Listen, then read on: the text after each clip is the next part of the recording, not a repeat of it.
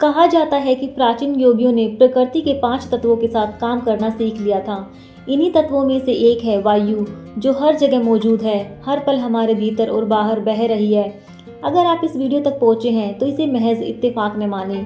यह एक संकेत हो सकता है कि अब आप खुद को यूनिवर्स की ऊर्जा के साथ अलाइन करने के लिए तैयार हैं। यूनिवर्स हमेशा बोलती है, लेकिन बहुत कम लोग सुन पाते हैं। इस वीडियो में हम बात करेंगे एयर मैनिफेस्टेशन टेक्निक की, एक ऐसी प्रक्रिया जिसमें श्वास, इंटेंशन और जागरूकता के जरिए अपनी इच्छा को यूनिवर्स की ऊर्जा के साथ जोड़ना सिखाया जाता है। हवा हमारे जीवन का आधार है।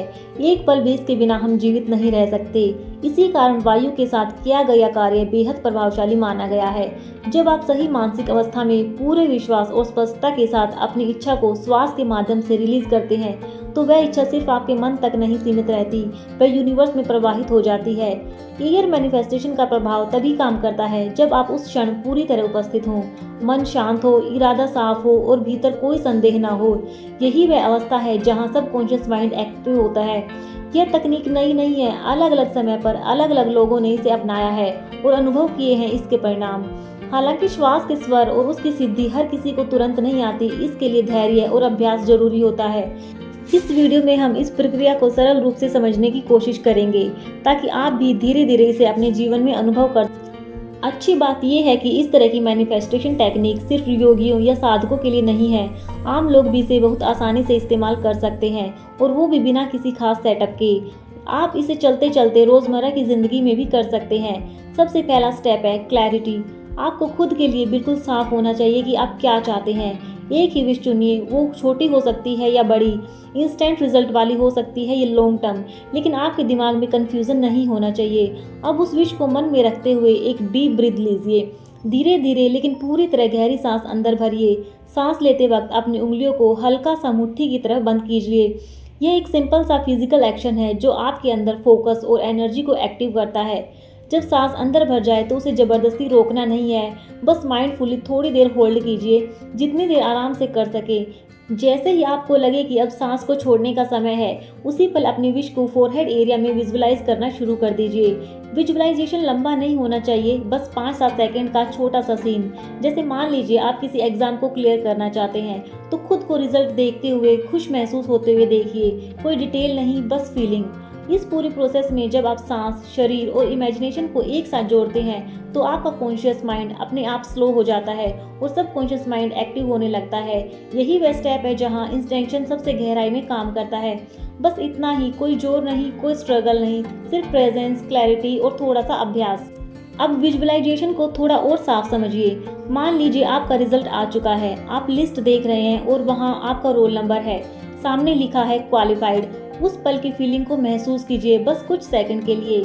अगर आपकी इच्छा रिलेशनशिप से जुड़ी है, तो खुद को उस सिचुएशन में देखिए जहां आपका पार्टनर सामने से आपसे कह रहा है कि वह आपके बिना जिंदगी की कल्पना भी नहीं कर सकता। शब्दों से ज्यादा उस भरोसे और सुकून को महसूस करना जरूरी है।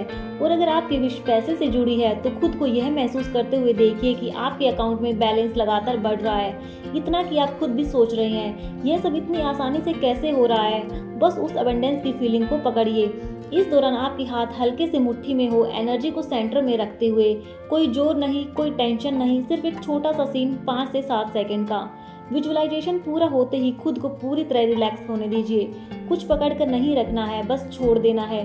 अब यही प्रक्रिया दोबारा रिपीट कीजिए। इस तरह एक सीटिंग में आप 11 बारी से कर सकते हैं। चाहे तो सुबह और शाम दोनों समय करें।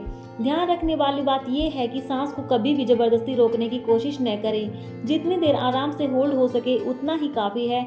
यह कोई टेस्ट नहीं है, बल्कि एक नेचुरल प्रोसेस है। हर बार बस फाइनल रिजल्ट का एक छोटा सा सीन देखिए और फिर उसे छोड़ दीजिए। उसके बाद न तो उस विश के बारे में सोचिए, न ही रिजल्ट को कंट्रोल करने की कोशिश कीजिए। अब सवाल ये है, इस प्रैक्टिस को कितने दिनों तक करना है।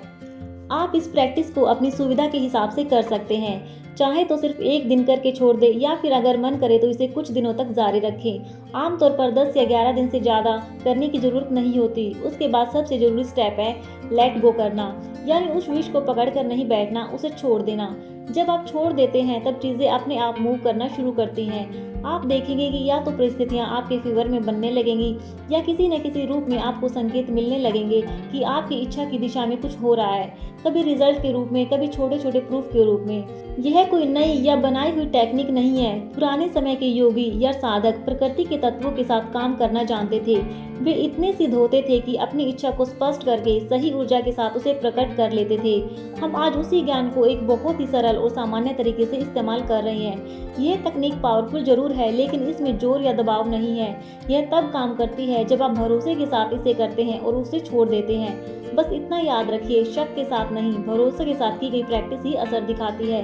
अगर आपको ये वीडियो अच्छा लगा हो या आपको इस टेक्निक से कोई भी पॉजिटिव संकेत मिला हो तो कमेंट सेक्शन में लिखिए, I am ready to receive my awareness. हम फिर मिलेंगे अगले वीडियो में, तब तक के लिए अपना ध्यान रखिए। बाय।